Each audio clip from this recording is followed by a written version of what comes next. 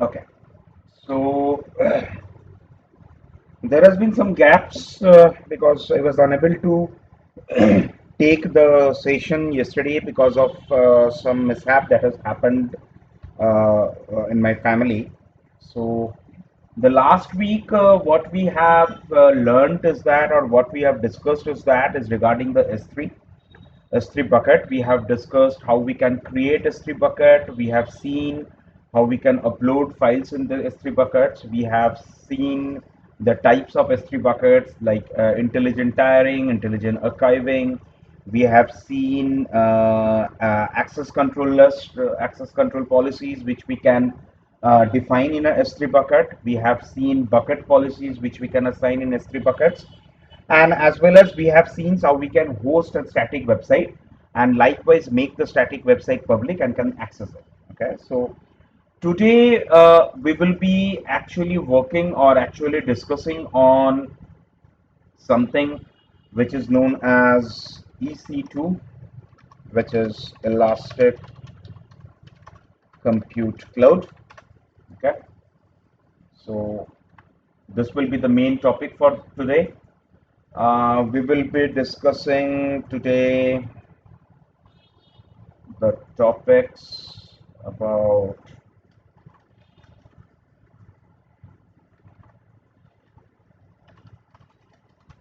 what is EC2, okay, pricing concepts of EC2,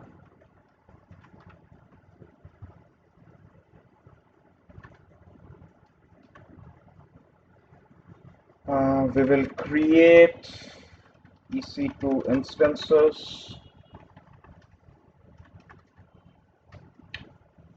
we will see what are spot slash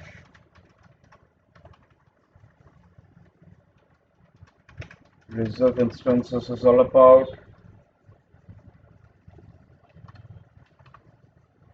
Okay, we will see what do you mean by shared and dedicated instances.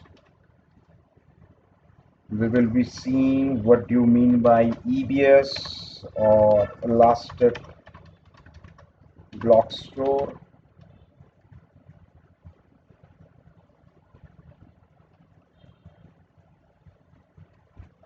We will be seeing the EBS volume types. We will be seeing security group,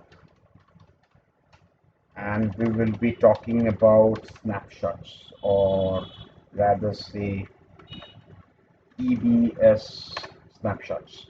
Okay, so these are the topics which we will be covering today. Okay, and we will be also seeing. I will try to cover up, if time persists. I will also try to cover up about how you can use the AWS costing pricing calculator. Okay, we will try to cover it up, but if time doesn't persist, that's not an issue. We can cover it up by next week. Okay. Now,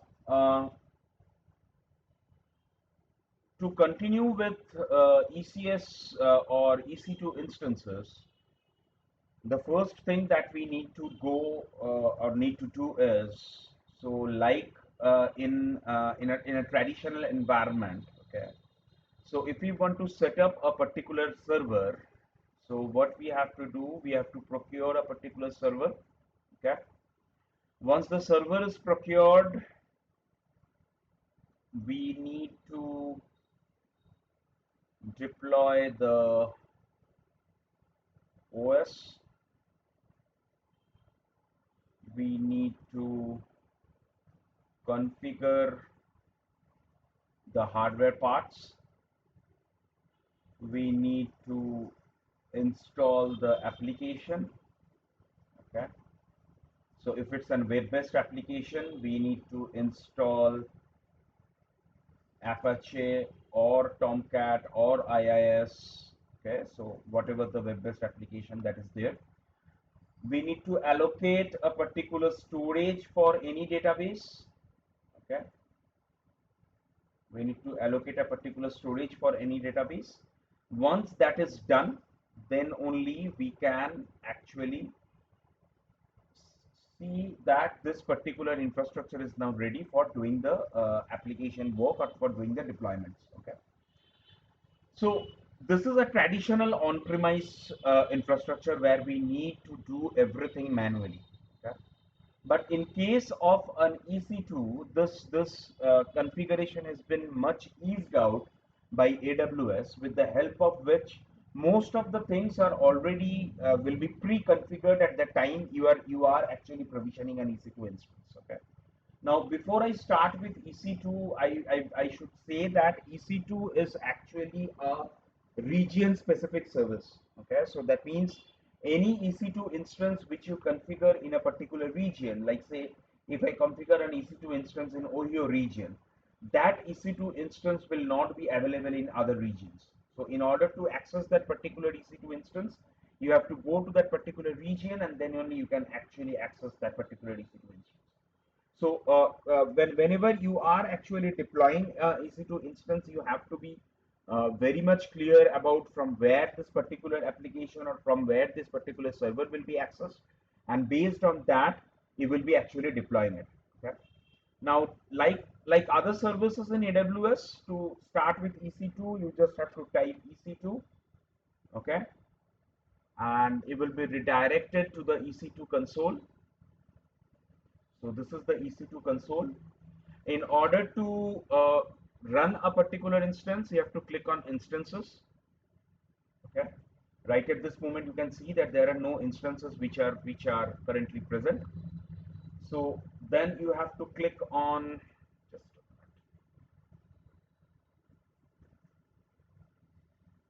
you have to click on launch instances. Okay. Now, once you click on launch instances, the first window that you will be coming up with Amazon machine image, or known as AMI. Okay. Now, what Amazon has done is that I will not say Amazon. Most of the cloud vendor, whether it's Amazon, whether it's AWS, whether it's Azure, whether it's Google Cloud, what they have done is that they have already customized, or they have already uploaded customized images of all the operating system along with the applications.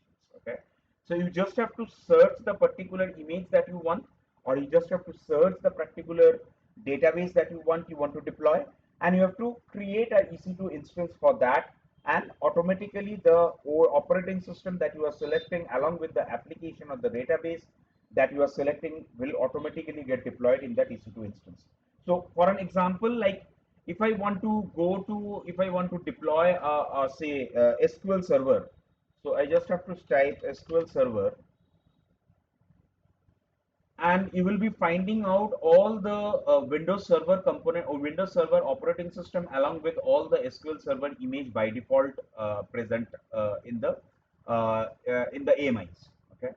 Apart from that, these are all market standards AMIs, right? So apart from that, if you want to deploy anything, like if you want to deploy say Ubuntu server, okay, so you just have to search Ubuntu and you will be getting all the Ubuntu servers applicable there. Not only that, many of you are already familiar with couple of things, like suppose you want to deploy a website and you want to deploy the website over WordPress. Okay, so WordPress is actually a platform which is currently taken around 40% of marketplace for creating websites. So if you want to deploy something, deploy a WordPress in your AWS image or in your AWS EC2 instance, so you just have to type WordPress.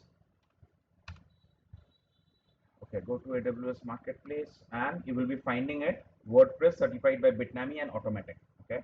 Not only that, there will be other applications also. Now, let me give you what is the difference between AWS Marketplace and community AMIs. Now, community AMIs are actually those AMIs or those images which, since AWS is actually a open source community standard applicable over AWS, So you can find all the applications which are currently deployed in an open source application. So be it you want something to deploy on a Debian platform, you want to deploy an WordPress on Debian platform, that is there. Suppose you want to deploy Joomla. Okay, so Joomla is nothing but it's a content based management as well as web based management tool. If you want to deploy Joomla, everything is already defined there. Okay, apart from that, if you want to configure anything which is normal, like if you want to deploy a Ubuntu server or maybe a Red Hat Linux server or maybe any other servers, like you can see that already macOS is now applicable or macOS is now available in AWS. So this has been published in 2020. So AWS has published macOS image on 2020 in the year 2020. So if you want to deploy a macOS application or macOS EC2 instance, that is also possible. Okay. Now, apart from that, so let's start with doing deploy something very basic. Okay. So let's deploy a Ubuntu server and let's see how we can do that. Now, if you can see that we have SQL Server also available over Ubuntu server. Okay. But as we are using a free tier access and where we have applicability of 750 hours of AWS portal access, so Ubuntu servers and any other things that you want to deploy, if you want to deploy it, that will be chargeable. Okay. So let's go for something which is eligible for free tier. So let's deploy a Ubuntu server 20.04 or maybe 18.04. Okay, so let's start with deploying an 18.04 server. So deploy this, click on select. Once you click on select, the first thing that you are getting is the instance type. Okay, so what type of instance that you want to deploy, whether that particular what will be the configuration of that particular instance, you can actually do it. Okay, you can actually see all the configurations which are currently available to deploy. Okay, now if you want to go with suppose with free tier, so with free tier we have only applicability for T2 micro and we have another applicability of T4G micro. Okay, now Ubuntu servers doesn't support T4G micro configurations. So for that reason, you can see that we don't have an option to select that particular type of instance. So for Ubuntu servers, we can go for a T2 micro kind of a instance where we will be getting one core vCPU and one core memory or one GIB memory. Now, can any one of you tell me what is the difference between GB and GIB?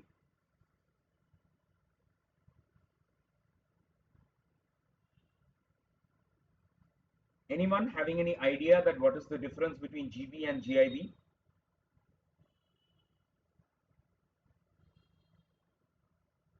Okay. So we know that if you are talking about 1 GB, that means it is coming up with 1024 MB is equals to 1 GB. Okay. Now, when we are talking about 1 GIB, okay, so it's exactly 1000 GB. Okay, so it's exactly 1000 GB. There is no concept of this 24 or something like that. So when we are talking about GIB, it's exactly 1000 GB that you will be getting. Okay. So this is the difference between GIB and GB. And what do you mean by vCPU? Can you tell me if you are getting one vCPU? vCPU means virtual CPU. If you are getting one virtual CPU, to what will be the actual amount of core CPU that we are getting?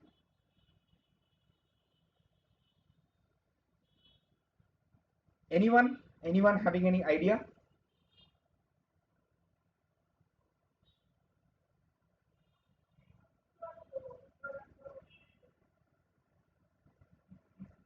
Yeah, Sharbojit? Yeah, like I was wondering, like the vCPU is like only it will be stored in. I don't know how much CPU count. I don't know how much that's the count, but it will be like it will be in the data center, and we will use it, utilizing it as virtually. Yeah, Daniel, that's Is that that's correct? one virtual core. That's one virtual Yeah. core. That's fine. But Daniel, Yeah. what will be the actual core that will be used in the AWS data center? Exactly. So any vCPU that you are seeing here, so if you want to know the actual core, so you have to just multiply it with 2. That means if we are using a 1 vCPU, the actual core will be 2 core. Okay. If we are using 8 vCPU, the actual core will be 16 core. So the vCPU means actual core divided half of actual core is the virtual core that we can use. So this is actually a default parameter for all cloud platforms. And not only that, if you are using some virtualization, private virtualization technologies, maybe Hyper-V or VMware also, then also you can see that the actual core that your system or that your server is having, and when you are deploying that particular virtual machine over there, you can see that if your server is having 4 core, your virtual CPU will take 2 cores. Okay, so anyone is talking about one vCPU, don't think that you are using one core of the CPU. You are actually using half of the core that is assigned to that particular server or a system. Okay, so apart from that, there are many other instances also. So if you just go to this particular link, so you will be finding all the instances which are currently, or all the instance types. So we have general purpose, compute optimized, memory optimized, accelerated computing, and storage optimized. So for general purpose, you can see that we will be getting Intel Core i7 processors with 3.2 gigahertz up to 4.6 gigahertz turbo. We will be having 6 physicals and 12 logical cores. The maximum memory that we can get is 32 GB. Okay, and the network Gbps will be 10. We will be getting a 10 Gbps of network bandwidth. Okay, and EBS bandwidth, that is the later when we will be discussing with EBS, we will be talking about EBS bandwidth is nothing but the IOPS that we are talking about. So we will be getting maximum of 8,000 IOPS. So if we are selecting for Mac, now you have T4G, T3, T3G, T3A, T2. So these are all instance type. Okay.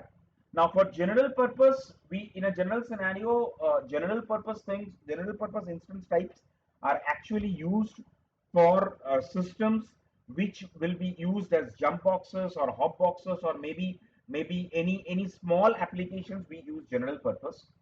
If we go to compute optimized, this compute optimized, you can get a 40% higher utilizations and higher hardware configurations. Okay, from where you can actually go from 2 GB of memory up to 128 GB of memory. So if you want to think, or and another thing is that when we will be talking about EBS, you will be getting a knowledge of what are the EBS types, what are the EBS volume types. So you know that currently we are having one type of hard disk which is known as NVMe. Okay, so this is a advanced SSD version of hard disk. So in if you go for a compute optimized, you will be getting a NVMe based of SSD.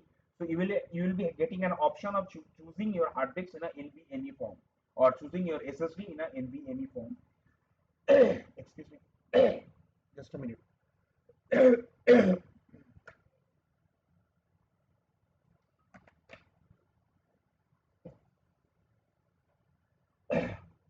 Your network bandwidth and other things also get increased. So you will be getting up to 25 Gbps of network bandwidth. Okay. If you go for memory optimized, so for memory optimized, for those applications which needs higher memory. Okay, so for those application which needs higher memory, you can actually use for you can actually assign a memory optimized EC2 instance, where you will be getting a 25 Gbps of network bandwidth, and your memory can go up to 512 GB, and your vCPU can go up to 64 vCPU. That means your actual core CPU will be 128. Okay, if we go for accelerated computing, now accelerated computing is actually instance types which we used for SAP HANA applications. Okay, for SAP HANA applications, we can use this accelerated computing, where the computing speed and everything is much faster. we get 8 GPUs, 96 vCPUs, and your memory can go up to 1152 GB. That means approx 1.1 TB. Okay, you get a network bandwidth of 400 Gbps.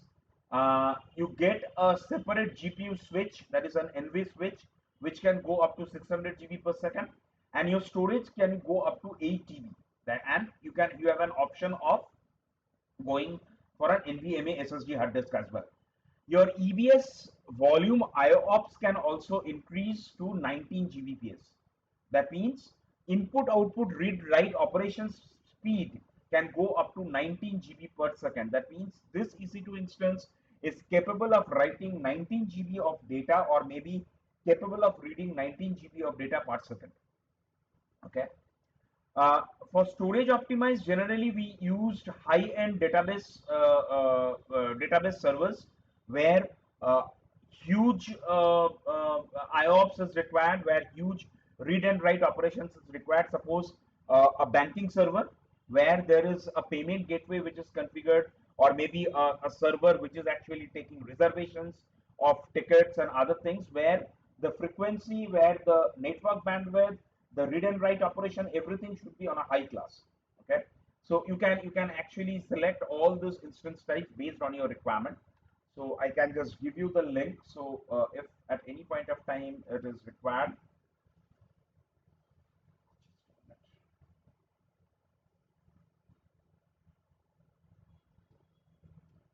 at any point of time, if you want to go for a details of the instance type, you can select this link and you can go for it. Okay, so these are the different instance types which you can actually select in EC2. For a T2, for a free tier architecture, we only have an option for going with T2 micro. Okay, and we will be getting one virtual CPU and 1 GB of RAM. Okay, now once you select this, then go for next configure instance details. Okay, now first is number of instances. Okay, so how many number of instances you can actually create in a EC2 instance. Now in a EC2 instance, let me get back to my the Microsoft Word. So in a EC2 instance,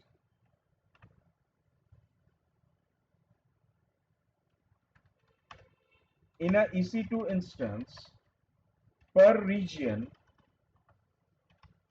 you can create 100 EC2 instances. Okay, that means suppose you want to scale up your EC2 instances more than 100. That means your application or maybe your infrastructure needs more than 100 EC2 instance. So you cannot deploy more than 100 EC2 instance into a single region, okay, or maybe into a single geographical location. If you want to deploy more than 100 EC2 instance, you have to select different region and locations in order to deploy more regions. Okay, though that doesn't matter, because there are many other tools with the help of which you can actually monitor and work on the EC2 instance. I will be showing up all those tools with the help of which you can actually create a series of database of all the EC2 instances which are deployed across regions, and you can actually work on all those EC2 instances. This is just a limit because you know that in the beginning also we have already discussed AWS is having different availability zones. Okay, now for each and every availability zones, AWS has restricted the instance type to 100. The region behind this, not only you are deploying a particular EC2 instance in a particular availability zone. To deploy a EC2 instance, there are other factors also which needs to be deployed. So you can deploy multiple EBS volumes. You can deploy S3 buckets. You can deploy AL application load balancers. You can deploy firewalls. You can deploy network switches. You can deploy web application firewalls. So keeping on view of that, and to keep the network much more stable, they have limited this instance type to 100 for a particular region. Okay, now once I'm talking about this, next is purchasing options. Okay, Now, once we are talking about purchasing options, so what are the EC2 purchasing options?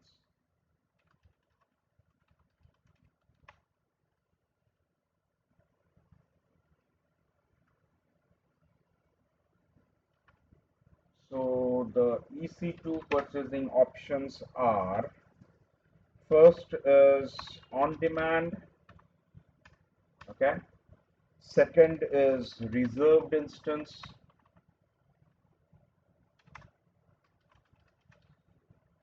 And third is spot instance.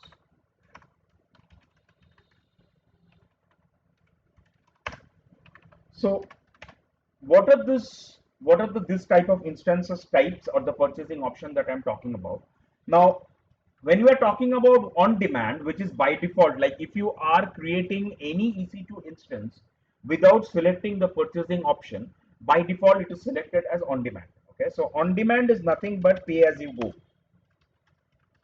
and you will be charged per hour of usage. Means each and every EC2 instance that you deploy, you will be charged based on the per hour.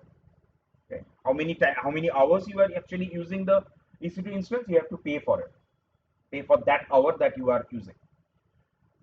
Next, for the reserve instance is like, suppose you want to deploy a particular applications, and you know that that particular application will be used, or that particular server will be used for next 3 years, okay, or maybe next 1 year. So in reserved instance, you have an option of selecting 1 year or 3 year pricing, okay, which is available one time. That means you can pay the entire amount one time, or there are also partial payments available. Okay. Now, in order to go with reserved instance, you have to go to this section, reserved instances. Okay. Now, once you click on reserved instance and click on purchase reserve instance, so here you have to select the configuration that you want. So suppose I select a platform as Linux and Unix, tenancy is default, offering class is, I will tell you what convertible and standard is all about. Okay. Instance type is T2 micro, term is 1 month or 12 months, or 12 months, 36 months. Okay. And payment option is any. That means you can go with no upfront, you can go with partial upfront, or all upfront. Okay. Once you click on search, okay, so you will see a host lot of options which are currently available in AWS. Now, suppose you want to go with this configuration and you want to go for a 12 months of reserved instance, or you want to reserve that particular instance for 12 months. So you can see that the effective cost will be $0.007 per hour. Okay, $0.007 per hour. The same reserve instance, if you go for a 36 months of commitment, okay, the price goes down to $0.005. Okay. Now here there is no option of, you don't have to pay anything upfront. You don't have to pay anything upfront. Per hour, whatever the instance type that you select, per hour you will be charged this. Okay. Now, if you are going for a partial upfront, now partial upfront means whatever may be the costing that will be incurred for this 12 months, you have to pay 50% upfront, and rest 50% will be charged based on our pay as you go, based on hourly basis. Okay. Now, if you are going with that kind of option, you can see for 12 months, the effective price is $0.007, and the same effective price for partial upfront for 36 months is $0.005. Okay. Similarly,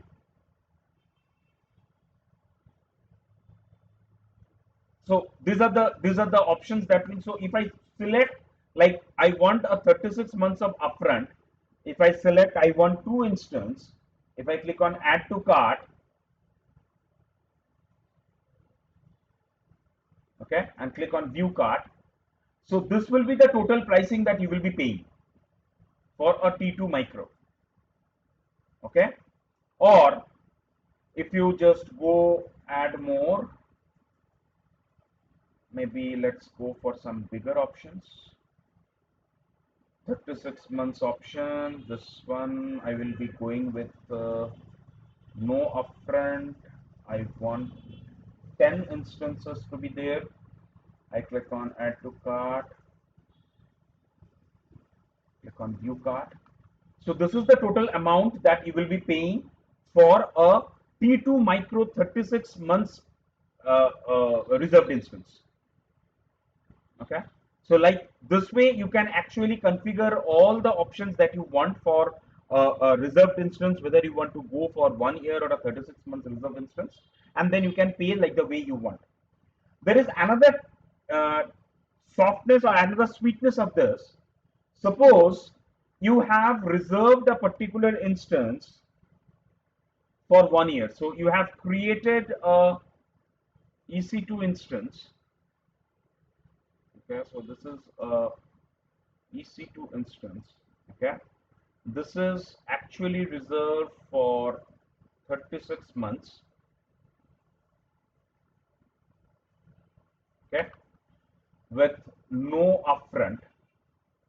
No upfront.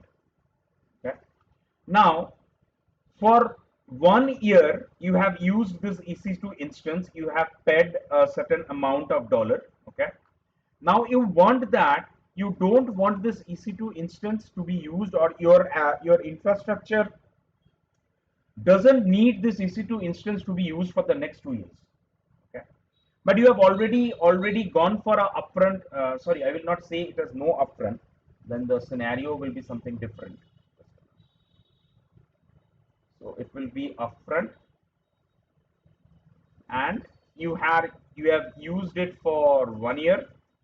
Okay, and I've already used something because you have already paid for 3 years and you have used for 1 year. Now another 2 years is left, but your infrastructure doesn't need this. Okay, so in that scenario, what happens? AWS has hundreds and thousands and lakhs of servers which are currently running in the data centers, which are out of that hundreds of thousands of servers, there are many servers which are not utilized actually. Okay, so what you can do is that though you have given an upfront payment, in order to get something back, because you cannot make the entire profit, you cannot make the entire 2 years profit, but in order to recover something from the upfront payment, what you can do is that you can put this particular instance which is currently not used, you can put it on a higher basis. Okay, so what you can do is that you can create a bid. Okay, and you are saying that I have another 2 years of left 2 years left for this reserved instance, and for this next 2 years this reserved instance I want to sell it for say $0.45. Okay, $0.45 per hour. You can put a bid on that. Okay, you can put a bid on that, and if anyone is actually interested, they can actually opt this particular bid value, and they can use your unutilized EC2 instance, and this particular amount, whatever the amount that is required for them to pay, they have to pay for the entire 2 years. This particular 2 years value will be automatically credited to AWS account, and AWS will automatically return this back to the customer who is actually gone for this reserved instance, back to the customer. So that option is also there. So this particular options which I am talking about, this particular option is actually known as spot instance. Okay, so spot instance are nothing but a bidding system where you actually fixed a maximum bid value. Okay, maybe $0.45 per hour, and if any of this bid value is suitable for any of this customer, suppose it can happen that the customer wants this particular bid instance, but not at your $0.45 dollar per hour price. He wanted at $0.35 per hour price. So he can actually come back to you, because once he wants to use this EC2 instance, there will be options with the help of which the interested customer can connect with you, and you can actually negotiate with the customer with the price, and you can give the access to that particular EC2 instance to that particular customer. Okay. So if I go back,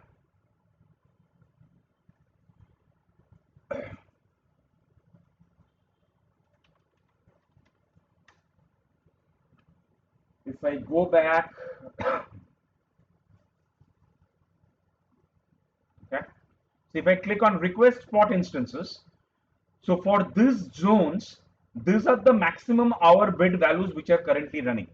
So you can see that there are this type of EC2 T2 micro EC2 instance already used in US East 2A, 2B and 2C region, and these are the maximum bid values which are currently running. Okay.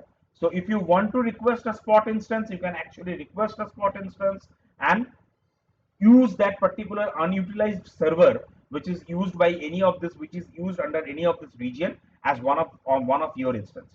Okay. So here you can set the maximum value. Okay. So suppose you want to deliver it at $0.45, $0.45 per hour. Okay. And you can bid this for the instance which you have already done a reserved instance. You can actually bid, create a bid value from here. Okay. So let's go with the default one. Let's work with the pay as you go model. Okay. Next is the VPC. Now, what is VPC? VPC is virtual private cloud. Okay, so virtual private cloud is nothing but the networking portion of a particular server. Okay, now in order to deploy a particular server, whether it's an on-premise or it's in private cloud or in public cloud, in order to get the internet and in order to get the accessibility of that particular server, you need to create a network. Okay. Now, there is a huge details which is there for VPC. Okay, so we will be concluding or we will be discussing that when we will be discussing the VPC part. Right at this moment, you can create a new VPC or you can use a default VPC for each and every instances which you create in EC2. By default, once you sign up a particular Amazon account, by default for your default region or by default there is a VPC which is already created by Amazon. Okay. So I select the VPC as this. Next is subnet. Now by default, as there is a network which is getting created, so definitely for each and every network there needs to be subnets which needs to be assigned. Okay. So for each and every region that you select, that means for OEO there are 3 subnets. By default 3 subnets are there. For each and every location which you see in this list, there will be 3 subnets automatically created by Amazon. So either you can create a subnet of your own, or suppose you have your custom subnet, you want to create a custom network of your own, like suppose you want to connect your cloud infrastructure with that of your on-premise infrastructure, and for that reason you want to create a custom subnet. You can also do that with the help of this create new subnet. So this subnet portion also we will be covering when we will be doing VPC. Auto assign public IP. Now, by default, each and every subnet setting is by default enabled with auto assign public IP. Okay. Now, what happens is that once this EC2 instance is actually provisioned, AWS will automatically assign a public IP address from their pool of IP addresses to this particular EC2 instance, so that this EC2 instance can be accessed publicly, means from the internet. And not only that, if you log into that particular EC2 instance, if it's a Windows or a Linux or a Mac or whatever the type it is, instant type it is, if you log into that, you can see that particular instance of the particular server is already having internet enabled. The reason behind this, AWS is automatically assigning a public IP addresses to that particular EC2 instance in order to give you the connectivity. Okay. Placement group, I will not tell right at this moment. Placement group, I will be telling you when I will be defining or when I will be discussing about load balancers and other VPC subnets. Then I will be going for load balancing. Now, capacity reservation. Capacity reservation is also part of placement group. That means this is also part of the subnet part. Okay. if you have a domain which is already created, okay, now you know that I have already discussed this, that in AWS there is already an Active Directory service in the name of root 53. The name of the service for your Active Directory is root 53. So if you have any customized domain which is there, which is created, so you can actually join that particular domain here. So any customized domain which is created, you will be able to see the domain name out here, and you can actually create, and you can actually join this particular machine on that particular domain. Okay. IAM role I have already told you, so you can define a particular IAM role. Uh, Now, since it is an EC2 instance, suppose you want that this particular EC2 instance, there is a role which you have defined, that in this EC2 instance, people can, or users can log in, users can change the configuration. But if user wants to delete something from that EC2 instance, maybe they want to change the volume name, maybe they want to change they want to delete some partition, they cannot do it. Okay. So you can actually create a new IAM role for a EC2 instance. So you can go to the IAM role.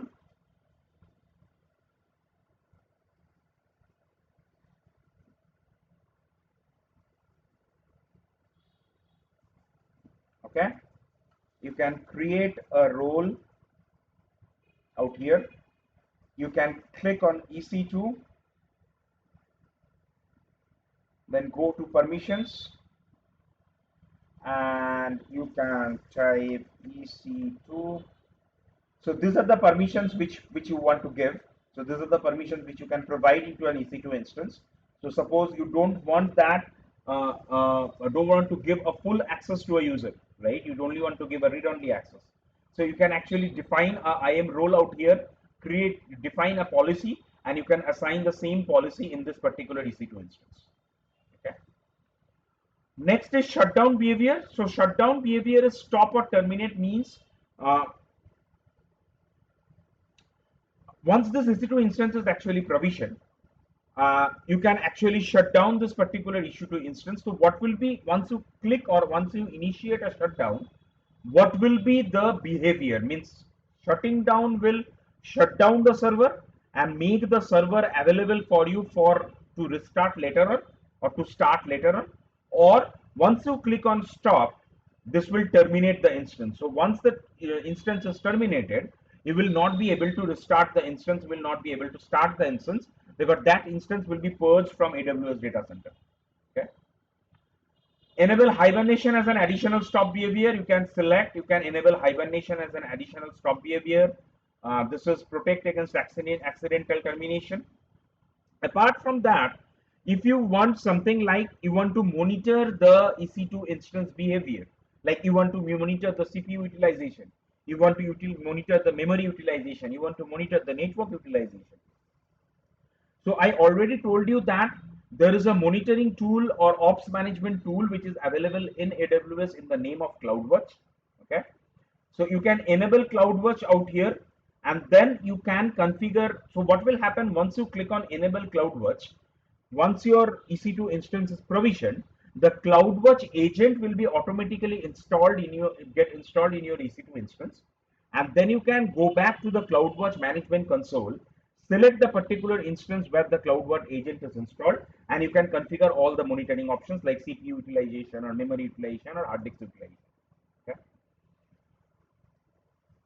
So next, these are the things. So next is elastic interface, credit specification. Okay, so now you can also create a file system out here. Like you can by default say what type of file system you want to create. By default, once you create a EC2 instance, apart from the operating file system, another file system which is actually gets created in your machine, in your server, which is known as EFS.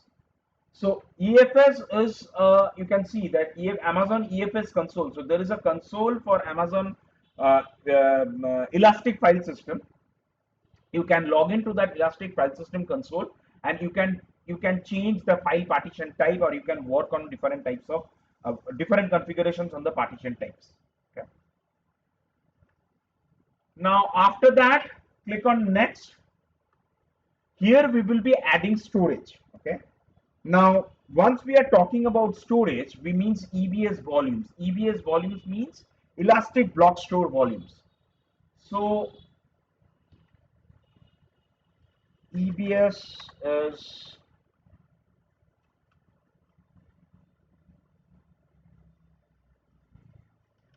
EBS or elastic block store. Okay. Now, in elastic block store, what are the EBS types? Okay. Now, before doing that, let me get back to my annotation mode. Once we create a particular server, okay, the first thing that we do is that we attached a particular storage device. Okay, so whether it's a laptop or a desktop or a server, we attach a particular storage device. It can be an HDD, it can be an SSD, or it can be a NVMe. Okay, and the operating system that you install that operating system on this particular storage. Okay, or the application that you want to install after installing the operating system, you install all those applications in this particular storage. Now, can you use this particular storage into another machine? Can anyone tell me? Like this particular storage one, like this is storage one. Now storage one is attached to your PC one. Okay. Can we use this particular storage in PC two?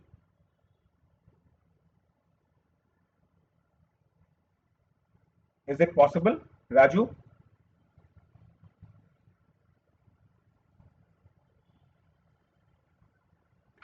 I think yes. So you can, yeah, tell me.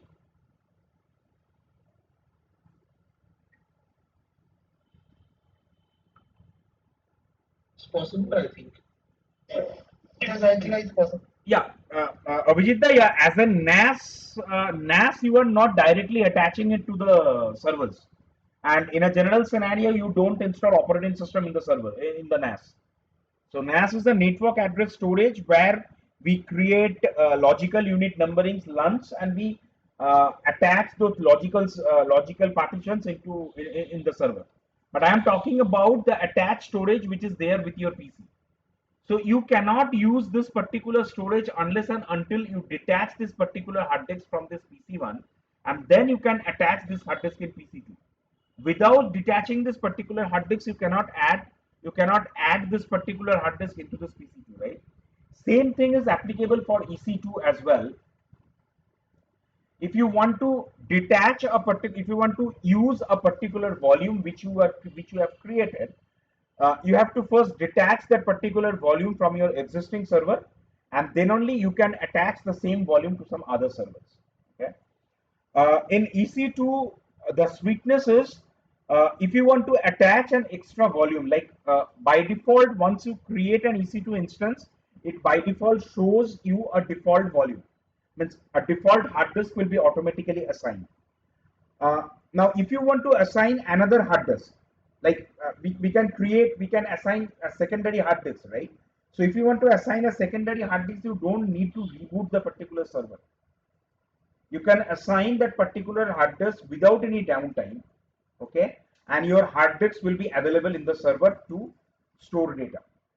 Only the things that we need to do, we will be discussing what we need to do in case of Ubuntu server or in case of Windows server in couple of hours. The only thing that you need to do, you need to configure the particular hard disk to understand the file system of the current operating system of that particular machine. Maybe you have taken a hard disk from a Windows machine and you have connected the hard disk to a Ubuntu machine. So definitely Ubuntu will not able to understand your NTFS or FAT32 partitions, right? Or FAT32 file systems. So you have to configure the hard disk or configure the partition or configure the storage based on the file system which the operating system understands. Once the file system is configured, your hard disk will be used with the second machine. Okay. So with respect to that, we have two types of basically EVS types. One is SSD, okay, or solid state disk, okay, and we have hard disk or HDD. Okay. Now, if I go to SSD, in SSD we have two types. One is general purpose SSD, and second is provision IOPS. Okay. In hard disks also we have two types of hard disks. One is throughput optimized, okay, and the second is magnetic disk. Okay. Now, your the solid state drives are always with respect to performance, solid state drives are always is a good performer. Okay, so you can in a general scenario, all the root volumes, that means the operating systems and other volumes, are actually defined in the solid state drives. So when we are talking about solid state drives, so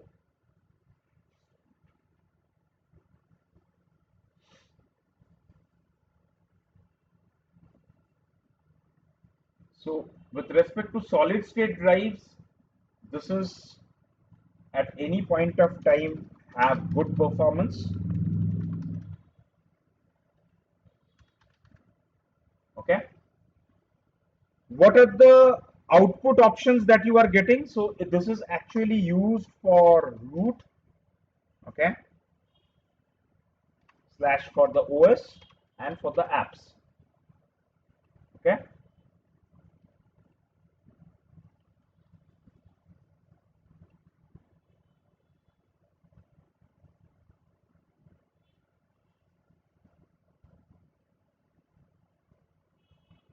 And for the apps. Now, during this, in the solid state drive, you actually get different options. Okay. So before I go with the different options, I think you all guys are clear with IOPS, right? So IOPS is nothing but input output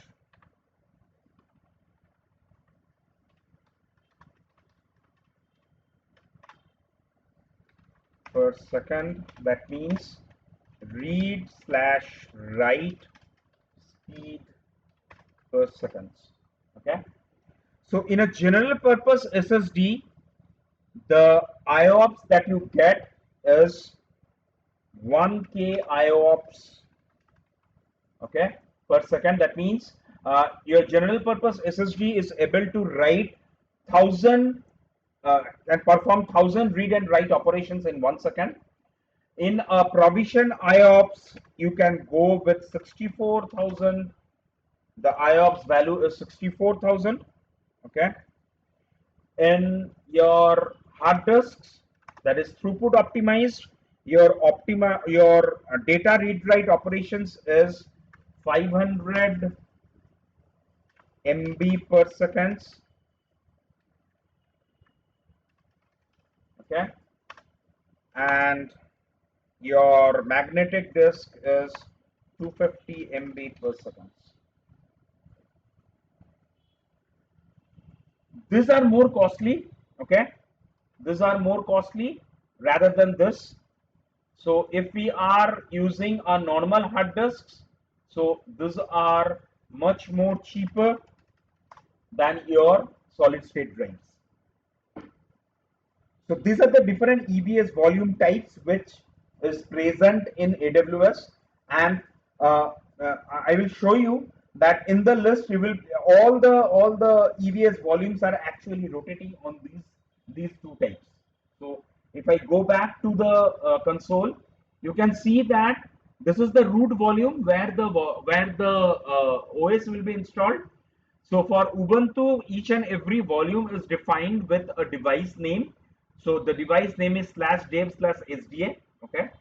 This is snapshot. Snapshot I will be coming up later today when I will be discussing about snapshot.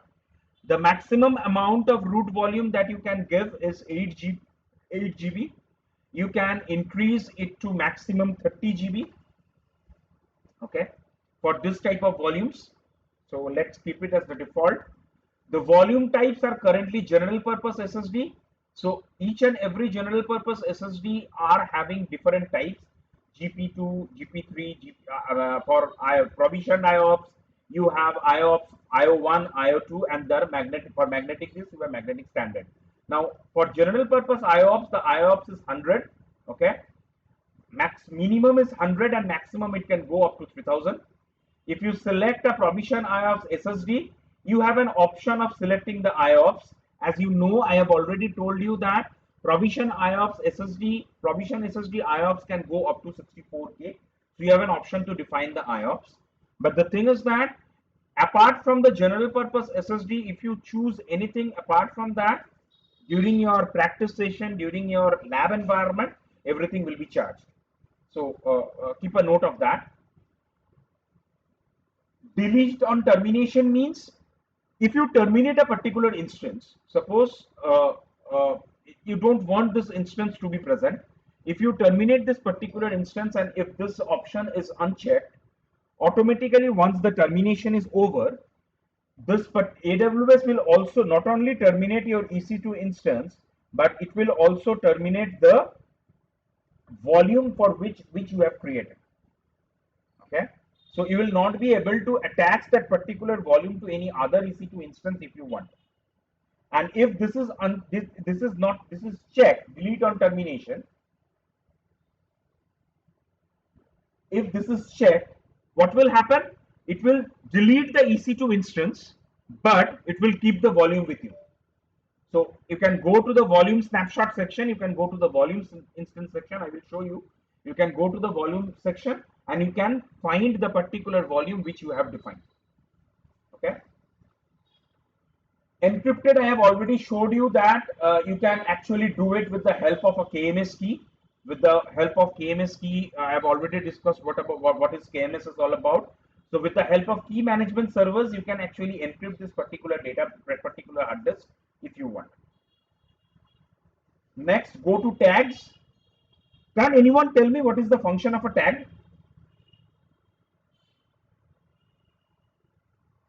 Rajiv?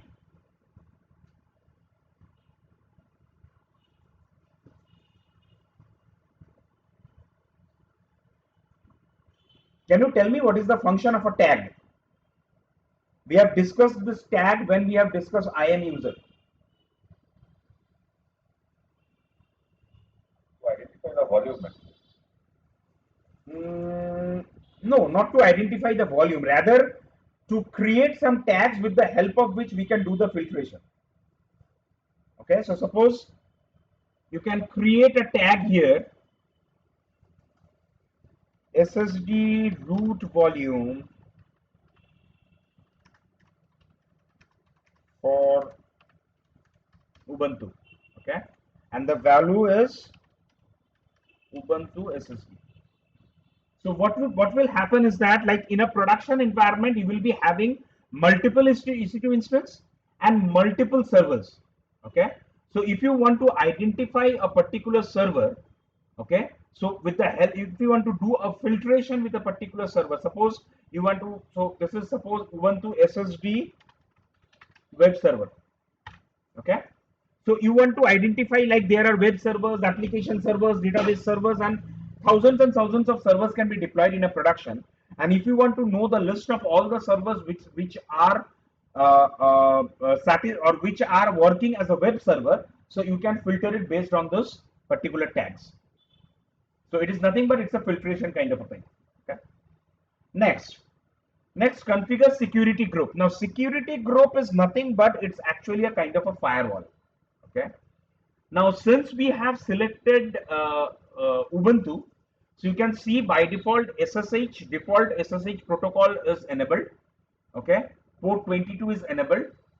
Custom 0.0.0.0/0 means any subnet, any network can access it. Okay. If you want to access, if you want to create a protocol, like if you want that this particular server can only be accessed from my network, you can create another rule. Click on SSH. Okay. In the custom, click on my IP. Okay. Can you see?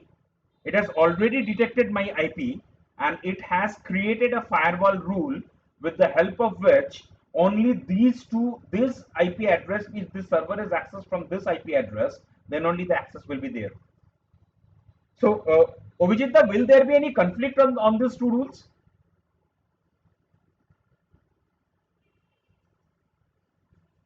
Just one person, let me see. If I define these two rules, will there be any conflict? So actually, in the first rule, you have said 000 anyone can access to SSH. Yeah.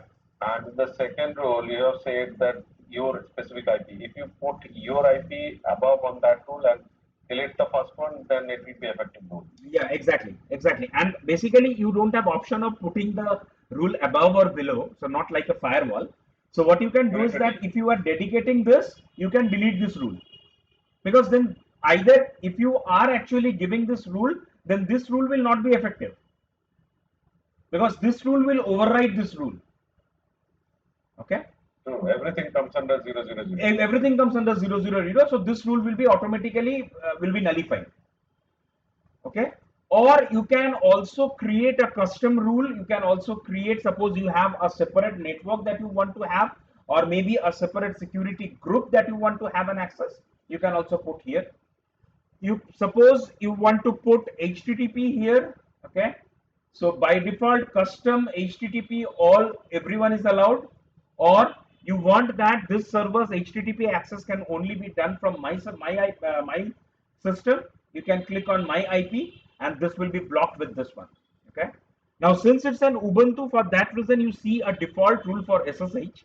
I will show you that if it's a Windows server, by default you will see RDP over here. Okay. Let's add another rule as HTTPS. Okay. And for anyone. Okay. Now my initial configuration is done. Click on review. So this is the initial configuration that I have created.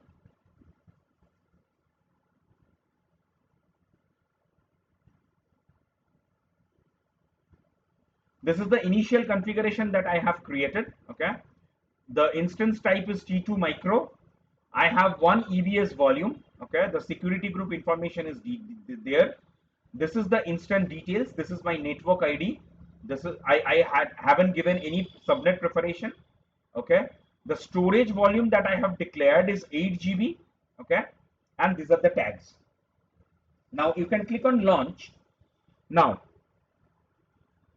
since it's in Ubuntu, so in order to access the Ubuntu server, there are two ways with the help of which you can access it. Either you can access it via a PuTTY. That means you want to access it through SSH, right? You can access it via PuTTY, okay? Or there are other tools with the help of which you can access. So there is a tool which is known as MobaXterm. So you can download this particular tool. So you will be having, you will be getting all the access for all types of sessions. So if you just click on sessions, so you will be having accessibility for all types of protocols and all types of terminals like SSH, Telnet, RSH, XDMC, CP, RDP, everything. Or you can access it via PuTTY. Now, if you are accessing it via PuTTY, so PuTTY can only access a particular server if the server is having a secured credential with you. Okay. Now, if you want to create a particular credential out here, you can click on choose an existing key pair. If you already have an existing key pair, you can choose that, or you can create a new key pair. Okay. So this new key pair will be RSA authenticated. There will be a secured authentication that will be done. Okay. You can click on download key pair. You can write the name of the key pair as say Ubuntu uh, hyphen August 29. Okay, you can download the key pair. So this key pair will be downloaded over here in desktop. I have saving it. Okay, now this key pair extension is .pem. Okay, personal encrypted metadata .pem, personal encrypted metadata, and you can click on launch instance. Now the problem is if you download putty, so I can give you the link of, so if you guys want to download this, this is a very useful tool. You can download this, or you can just download putty.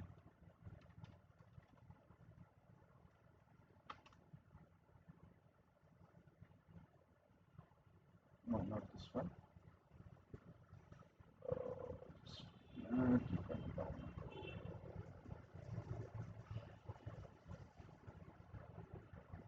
Yeah, you can download putty from any of the stable version. Okay, and you can use it.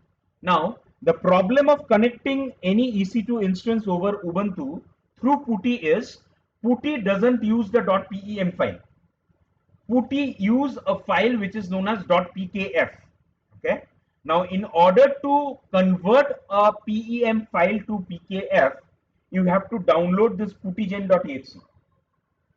Okay, so you can download the puttygen.exe, import your normal PEM file, and then you can create a PKF file with which putty can use in order to communicate with your EC2 instance and authenticate with your EC2 instance. Okay, now your instance is now launching. Go to view instance. Okay, it is now running. Now there are two options. Click on connect. Okay, click on connect and then go to session manager. Sorry, EC2 instance connect. Now by default, for each and every EC2 instance operating system, Amazon has already declared a default admin username. Okay, like if you are creating a Linux, the default username will be EC2-user. If you are creating an Ubuntu AMI, the username will be Ubuntu. Okay, so I can share this with you guys. So if you want, you can cross check.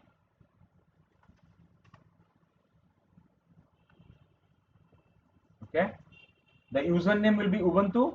Now click on connect.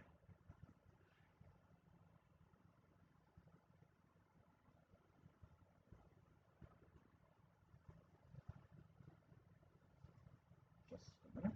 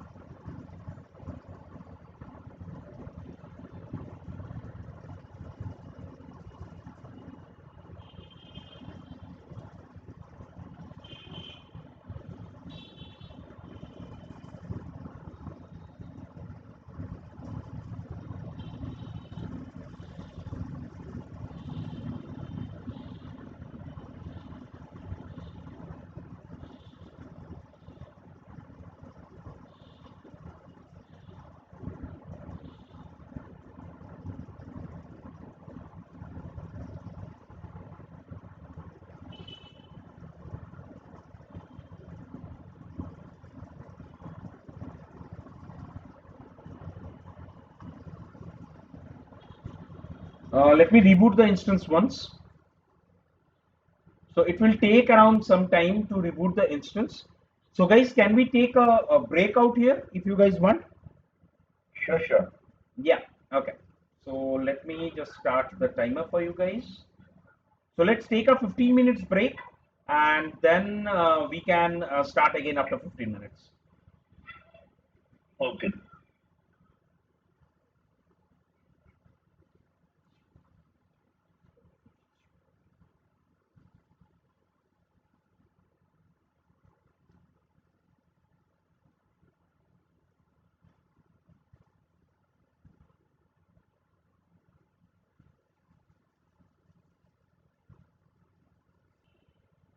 Okay. So now my Ubuntu, let me give it the name Ubuntu server. Okay. Now my Ubuntu server is already deployed. It is running. Okay. Now in order to connect it, just go to connect. Okay. You can open an SSH client like PuTTY. Locate your private key ubuntu.pane. The wizard automatically detects that the key you use. Launch the instance. Like let me open PuTTY. Okay. Now, if you go to PuTTY and then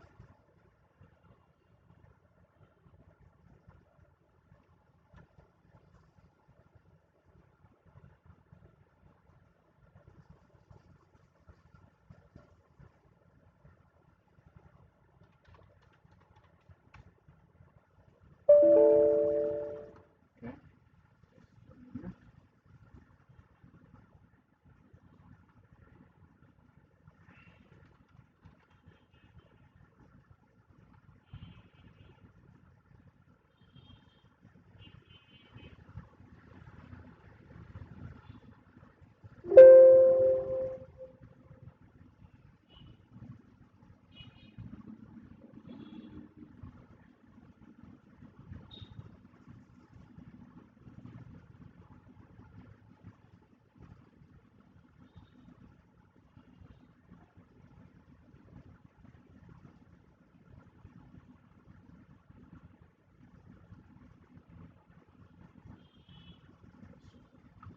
Download the gem.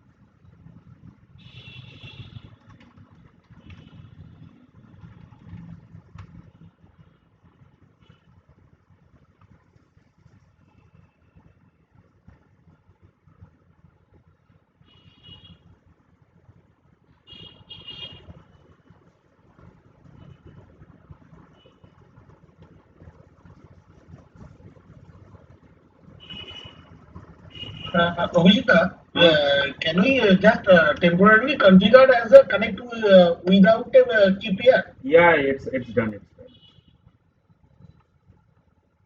Was it without a key pair, na? No, you cannot proceed without a key pair since it's a secured operating system. You need to connect. If you are connecting an SSH, you need to connect with a key pair. Okay, so it's already done. I will show you the process. So first you can connect it with the help of the console. Okay, so you can just click on EC2 instance connect, click on Ubuntu. Okay, and then click on connect.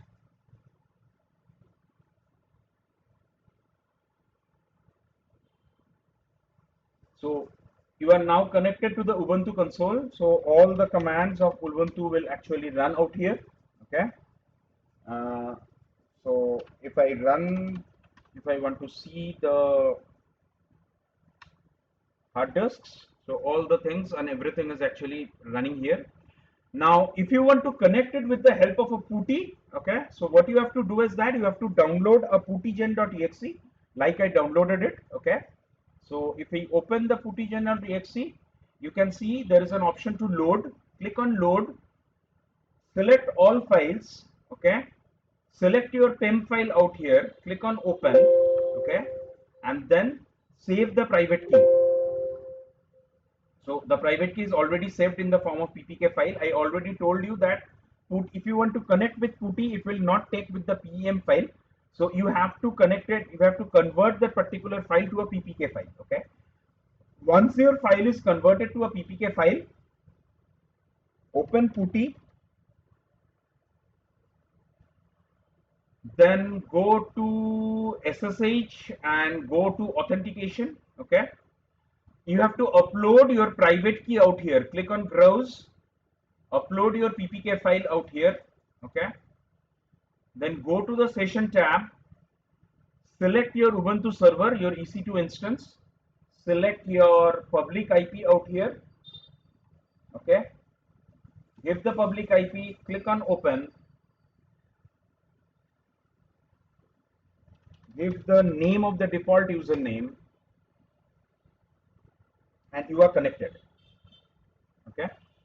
The reason behind this, I'm showing you this with the help of the PuTTY because next when I will be showing you how to add an EBS volume in order to format and do everything for the EBS volume, the console, the cloud console will not help you out.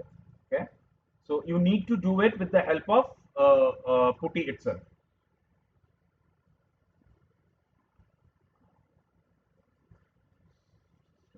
Let me increase the size. 10 seconds.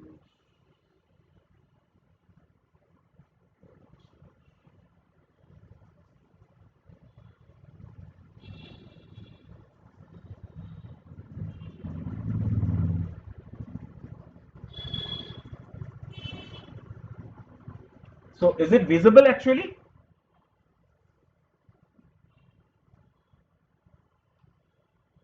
Very small.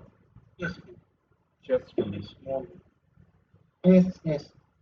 Just a minute. I'm trying to increase it.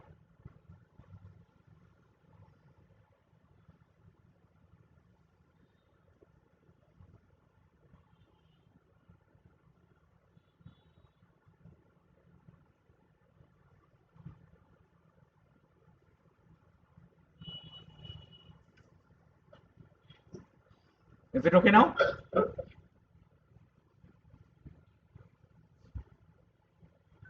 It's better. Okay. So you can. It is visible, right? Yes, it's visible. Okay. So any question regarding how to connect with the Ubuntu system? You will not face any issue with if you are deploying a Windows machine. Okay. So just to do it, let me launch another instance with the Windows 2019. So it will not take much time. So let me launch Windows 2019 base. Micro configure. Let it be there. Next add storage. 50 GB. Next configure. So can you see now? Now RTP is now visible. Okay. Now since we are configuring a Windows machine, RTP is by default configured in the security group.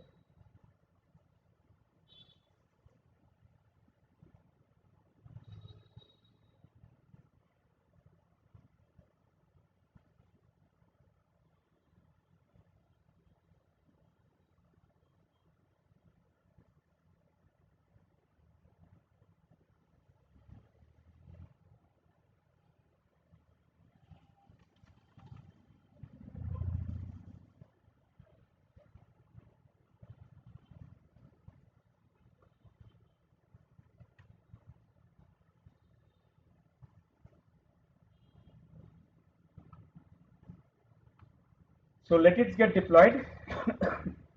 So now if you see, if I go back to the PuTTY, and if I want to see the hard disk which is configured in the Ubuntu server, so the command is lsblk. So if you just type lsblk, you will see the hard disk which is actually configured. So you can see the XVDA hard disk, the root hard disk, the root partition is configured with a 8 GB of hard disk size. Okay. Now, if I want to add another hard disk in this Ubuntu machine, I already told you that you don't need to configure the hard disk.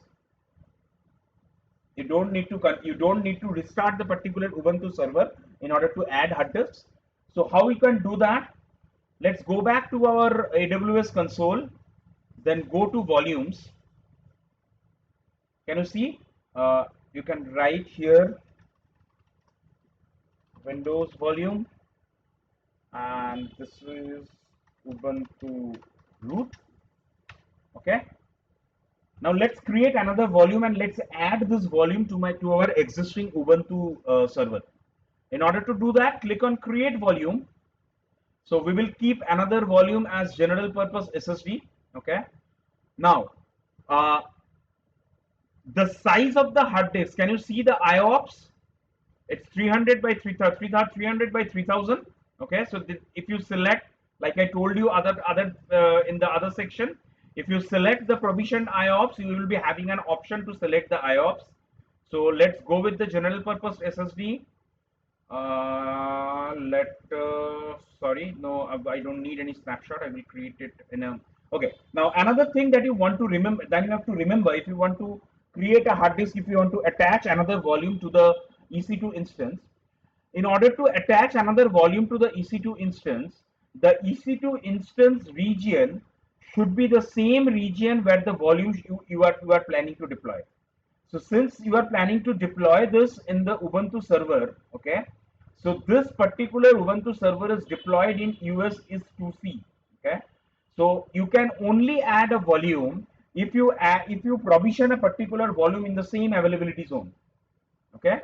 So just go to volumes, click on create volume, click on US is 2C, because already the volume, my server is on US is 2C, okay.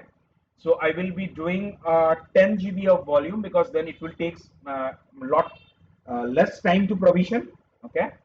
And then click on create volume. So can you see that the volume is now created? It is now available, okay. Now let's tag it with Ubuntu add-on volume, okay. So we have 3 volumes now. One is the Ubuntu root volume, second is the Windows volume which is getting provision, and another is the Ubuntu add-on volume. Now, guys who have worked on Windows, once we attach a particular hard disk in Windows, what happens in Windows? Shall we get the hard disk instantly? Means, can we access the hard disk instantly? No. It will format it. It needs to be formatted, right? And not only that, we need to mount that particular hard disk. So this hard disk will be available in available state. It's not in use state. So what we have to do is that in order to add this particular volume to a Ubuntu server, we need to mount this particular volume or attach this particular volume with the Ubuntu server. So in order to attach it, just click on the volume, go to action and click on attach volume. Okay. Click on attach volume. You can find the Ubuntu server running out here. Okay. Click on Ubuntu server. Now the device which is stored out here is /dev/sdf. Okay. Click on attach. Okay. In use. Now the last command. So now the volume is now attached. But as you already told that attaching a particular volume doesn't mean that we can use that particular volume, right? So we have to format that particular volume in order to use it. Okay. So I will just show you some typical day-to-day use of Linux commands with the help of which you can actually format a particular volume. Okay. So first let's see whether the volume is attached or not. In order to see it, let's go for LSBLK. Can you see now the 10 GB hard disk is now attached? Okay, 10 GB hard disk is now attached and it is attached to XBDF. So the device name which is stored here is XBDF. So in order to format this particular volume, the command which we need to give is we have to first assign a file system to this volume, and then we can attach this particular volume. So to assign a file system, the command is sudo, okay, then mkfs, okay, -t. You have to give the name of the file system. So in Ubuntu, we have ext1, ext2, ext3 file systems which are there. So let me give as ext4. ext4 is one of the file system which is there. Okay. And then we have to give the path of that particular hard disk. So it is stored in /xbdf. So the path will be /dev/xbdf. Okay. Press enter. Your volume is now formatted. Okay. Now in Linux, once you format a particular volume, after formatting you cannot assign, you cannot write on the, means in Windows also, if you format a particular volume, unless and until you are assigning a particular drive, can you access that particular volume? Oh. You cannot, right? So in Linux there is no concept of assigning a drive, because in Linux you know that everything is files. There is no questions of drives or something like that.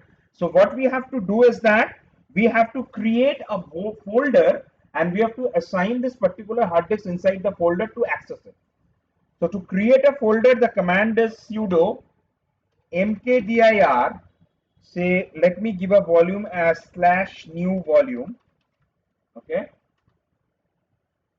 Now the new volume is created.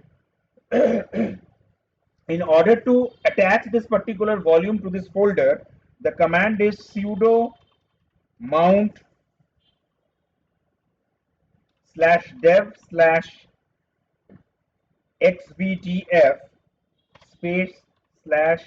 /new volume. Okay, press enter. Now in order to see whether this volume is assigned to this particular folder or not, the command is df-h. Can you see? So you have a 10 GB of hard disk, out of which 37 MB is already used. We know that once a hard disk or once a partition is actually created, by default the file system stores some space. So 37 MB has been stored for that file system, and we have a 9.3 GB of usable space. Okay, so you can now go to this volume.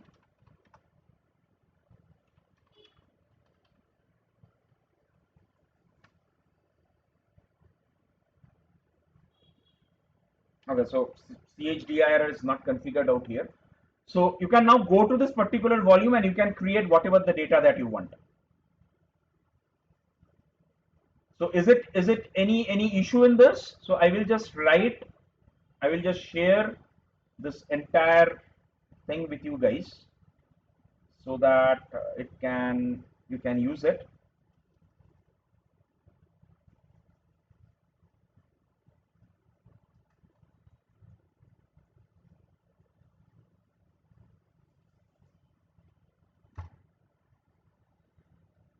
Okay, so you can use it, and when you are doing a practicing.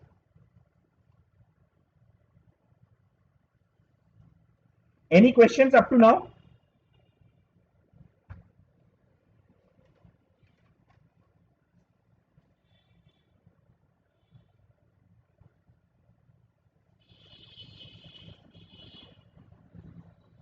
Any question, guys? No. Okay. Now, there is one tweak in this. Can you see the public IP address? If I restart this particular server, this public IP address will be changed. Because every time you restart a particular instance, this public IP address will automatically get changed. Okay. Now, in order to give it a permanent public IP address. How to configure that, we will see it once we will do it in VPC. We will show it how we can configure the public IP address in VPC. But in order to configure with a public IP address, which is a static public IP address, you have to do it with elastic IPs. Okay. So what you can do is that you can define allocate an elastic IP address to this particular Ubuntu server. Once this elastic IP address is actually defined, every time you restart the server or you stop the server, whatever you want, this IP address will not get changed anytime. Because by default, this IP address is allocated from the DHCP pool, which is created by AWS data center. So to go for a reservation of the particular reservation of a public IP address, you need to assign an elastic IP to a EC2 instance. The configuration of elastic IP we will see once we will be doing the VPC section. Okay. Now, next, we have already configured all this. Okay, so let me just write this.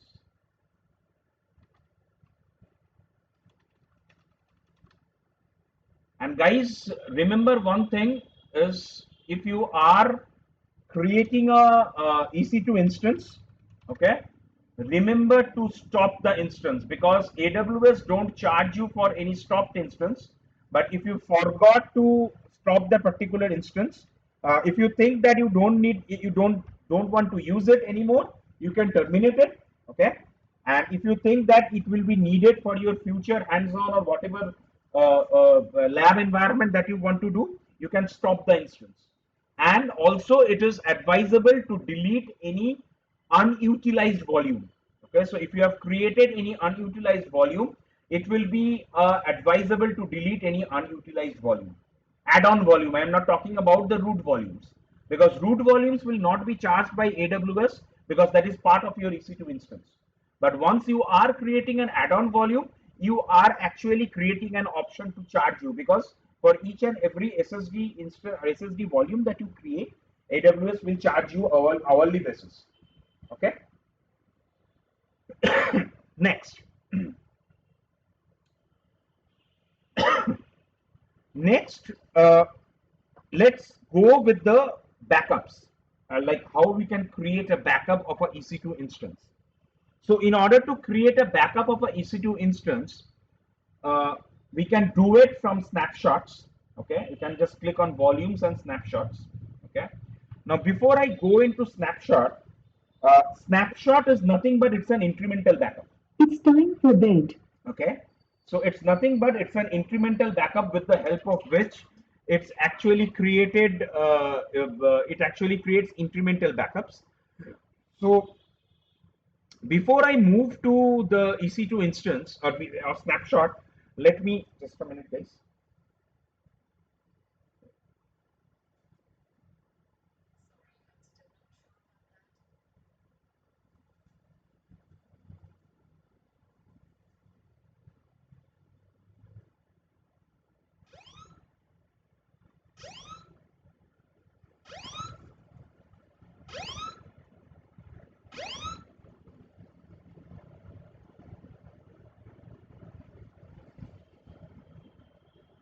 Okay.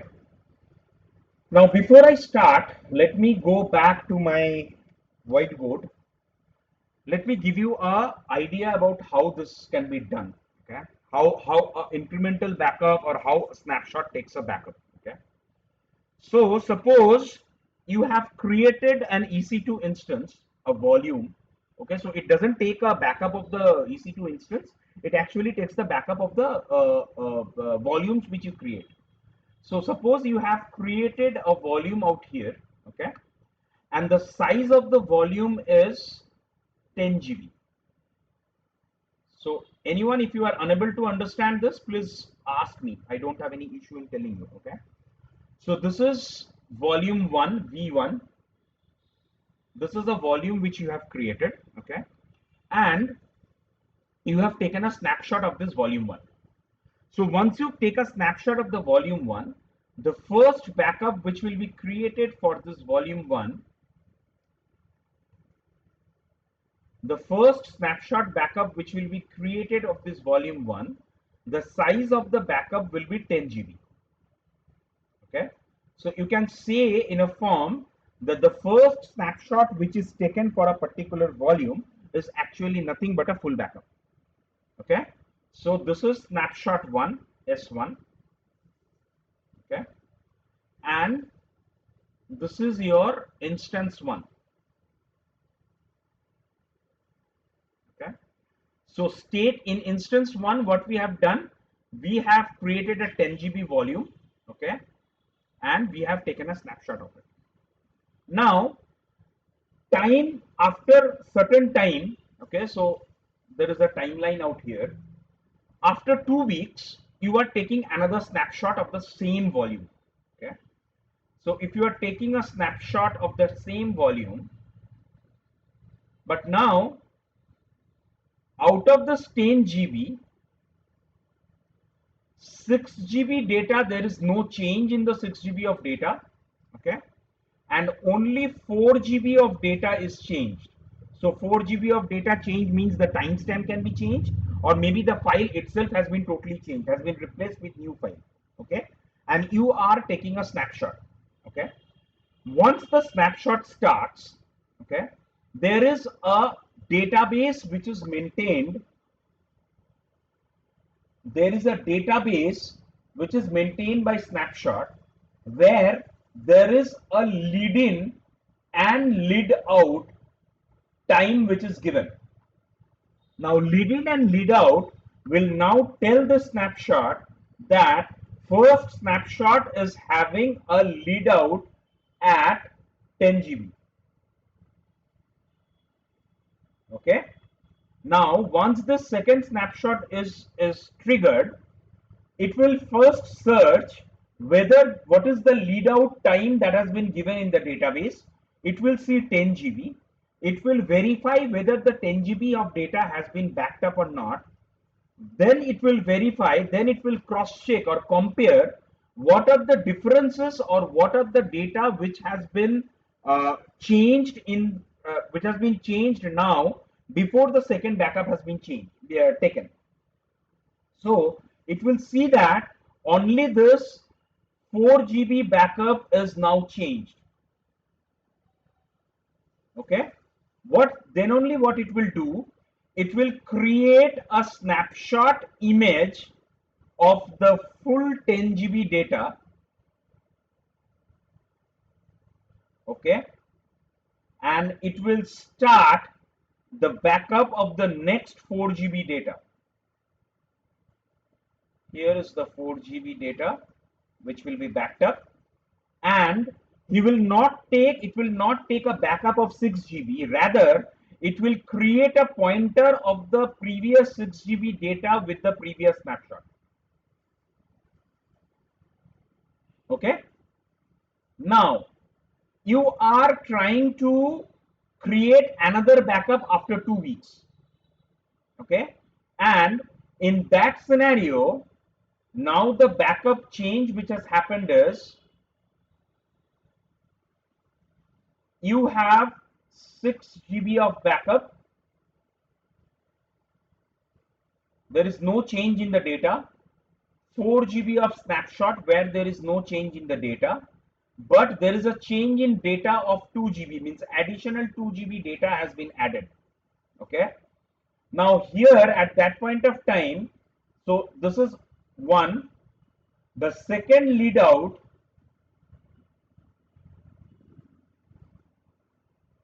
will say that 6 GB for 6 GB of data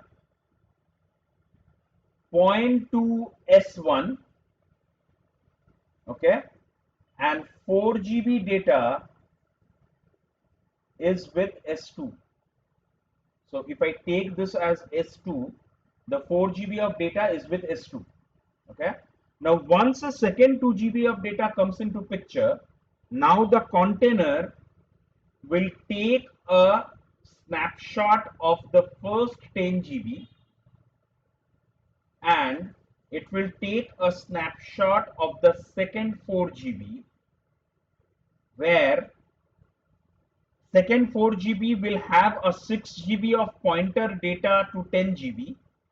And the third backup, it will create two pointers, one for the 6 GB, which will point to the first snapshot. It will another create a 4 GB pointer, which will create a pointer to the 4 GB. And here it will take only the backup of 2 GB.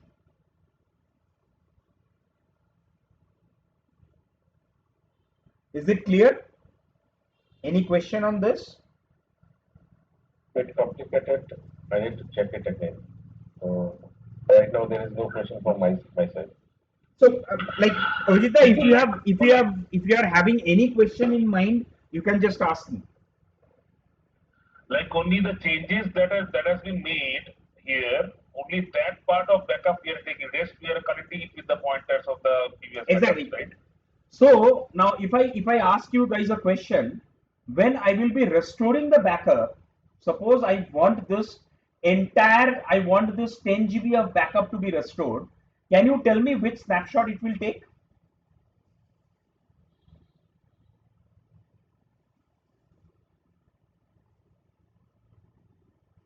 I want this entire 12 GB of backup to be restored. Okay. So if I want this entire 12 GB of backup to be restored. So can anyone tell me which will be the snapshot which it will take into consideration at the time of restoration? That's the last one. Why? Now, if it takes the last one, it will only take the 2 GB of backup to the restoration. What about the rest 10 GB? Right. Then we have to take the. You have to take all the snapshot. All the snapshots. Because from the third snapshot, it will get the data of 2 GB. Okay. Once it will go up, you will see that there is another data of 4 GB where the pointer is there for the second snapshot. It will also take this into consideration. Okay. And then you will find that there is another pointer for 6 GB on the first snapshot. So it will take into consideration of the first snapshot as well. Is it clear? Are we keeping the backup? Are we keeping the backup in S3 bucket? No. Or it is in EC2? No, it is actually stored in the snapshot instances only. So I will show you. It will store in the snapshot. You can also move this snapshot in S3 bucket as well. There is an option to import the backup or save the backup to a S3 bucket. That is also there.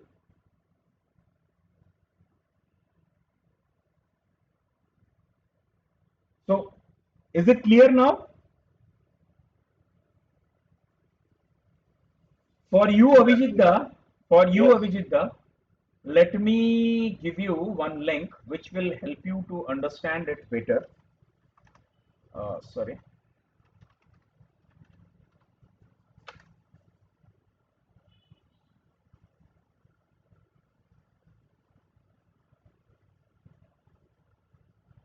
Yeah. Good. Let me go through it. Thank you, Abhijit. So, Dev, have you understand now why it will not take only the 2 GB? Okay, great. So I think Abhijit is following the RAID technology as well, right? Yeah, exactly.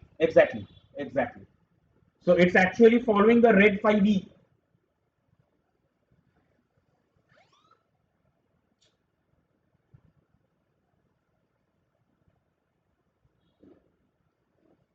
Okay, any question on this? And the backup is encrypted, I believe. Yeah, backup is encrypted. Always backup. Any backup is always encrypted. Even if you take a simple Windows backup, that also gets encrypted. Except pen drive. that's a different. But now you have encrypted pen drives as well. That is also fine. So guys, any question on this, you can ask me. We can again discuss the entire thing again. Like what, like lead in, lead out? Can you explain this? So briefly explain that thing. Like now, I understood the entire thing, but I want to know like what is lead in, lead out Uh, actually definition. have you ever burnt a rewritable drive, rewritable CD? Yes, yes, yes, sir. So in the rewritable CD, first time when you are burning, suppose you are taking a 4 GB rewritable DVD RW. So you have burned say 500 MB of data, right? Right. After burning, have you closely watched that particular DVD? Yes, there will be like There will be name. a Okay. silver ring. There will be a silver Correct, ring. correct, Okay. So correct. silver ring. So since it's a hardware device, so it cannot store a database, right? But that silver lining means that particular hardware, whenever you are putting the RW again on your DVD RW drive, RW drive is intelligent enough to understand that whatever the data that needs to be written now will be written after that, because Correct. that So silver lining is actually the lead in and lead out. I see it. Okay, that kind of That is a whatever kind of a barrier. That is a kind of a barrier barrier or a starting point. So you can pointer you can kind take of it as a আমাদের এ হয় না অলিম্পিকে relay race হয়, so it's a kind of a relay relay, race. relay. So the first person knows where the second person is, and when the first Right, person right. is actually approaching, the second person is waiting for the baton to come from the first person to the second person. Correct, correct. Right. So lead in and lead out is nothing but this is the same channel, or it's the same way we use it in a DVD RW or in a relay race. Only Wow. difference is it is actually stored in a file. Now don't ask me how you can access that file. You cannot access that file. No, no. Yeah, yeah. It's totally encrypted. You cannot access that file. Right. And even guys, if you now accidentally, if you want to delete this particular backup, now you cannot delete it. Even if you want to delete this particular snapshot, 4 GB snapshot, you cannot delete it. You can delete this one, no issue, but you cannot delete the 4 GB one. You cannot delete the 10 GB one. To delete the 10 GB, you have to first delete this. Okay, the pointer will be removed from the third snapshot to the first snapshot. Then you have to remove this. The pointer will be removed from second snapshot to first snapshot. Then only you can delete this. Because all the snapshots is interconnected. Though there are options with the help of which you can forcefully delete, but it will ask you at least 4 or 5 times that whether you are sure or whether you confirm that you want to delete the snapshot.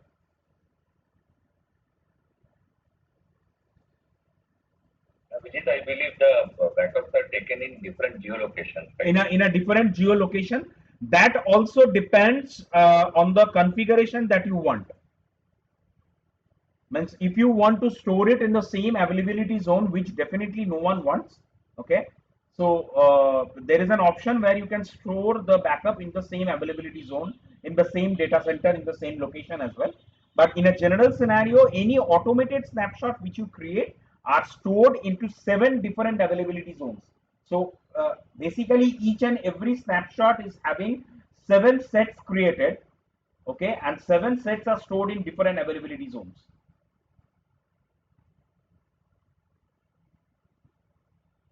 Okay, so now let's go and see how a snapshot can be taken. So to create a snapshot, you just click on create snapshot. Okay, now you have two options, volume or instance. You can create a snapshot of an entire instance, and you can create a snapshot of the entire volume. So Kanchan, Avijitda, this is nothing but if you are selecting an instance, you are taking a system state backup, and if you are creating a volume, you are taking a drive backup. So in Windows, we have option of creating system state, and there is an option of creating the drive backup as well. So these are the two options. So if you want to select and create a backup of a volume, you can create volume, click on the volume name, suppose you want to create a volume backup of this Ubuntu root volume. Okay, give a name, snapshot for Ubuntu root. Okay, you can encrypt it. Okay, so currently it is not encrypted. If you want to configure encrypt it with the help of a KMS key, you can encrypt it. Okay, then you have to create a name tag, you have to create a key, you have to create a value, and you can encrypt it. Or you can just click on now. Once you are using this option, please understand you have to pay extra money to AWS for doing the encryption. Okay, backups are actually free of charge, which is offered by AWS, but AWS charge for the restoration. First 10 GB of data to be restored is free. After 10 GB, every 1 GB there is a charge. I can share you the list of the charges for the backup. So after every 1 GB of restoration, there is a charge which you need to pay to AWS. Click on create snapshot. Now the snapshot is getting created. You can see the backup is getting progressed. So it will take around 15-20 minutes because it's a 8 GB of backup which we are creating. Okay, so it will take 15-20 minutes for the backup to be done. Once the backup is created, you can restore it from here. Manage smart snapshot restore. Okay, not only that, you can create an image for this particular backup. Since it's a root volume, you can create an image of this particular backup, and once this image is created, this image will be present in your custom AMI. I will show you. Click on launch instance. If you are going to my AMIs, whatever the snapshots that you are creating an image of, these images will be stored in your my AMI section, so that in a future deployment you can use that particular root volume to deploy other servers. So it can happen that a particular server is already configured with the application and database and everything, and you don't want to do a reconfiguration of the entire server, right? So in order to do that, you can create an image of it, and you can take that particular image to deploy other servers.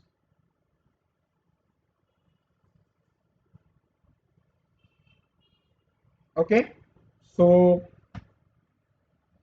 today we will be stopping on this part, guys. Anyone wants to do a lab, they can do it now within the call, or if you guys are telling that we will be doing the lab back at home, and then if there is any issue we will be connecting in the Telegram group, that is also fine. So totally everything is up to you.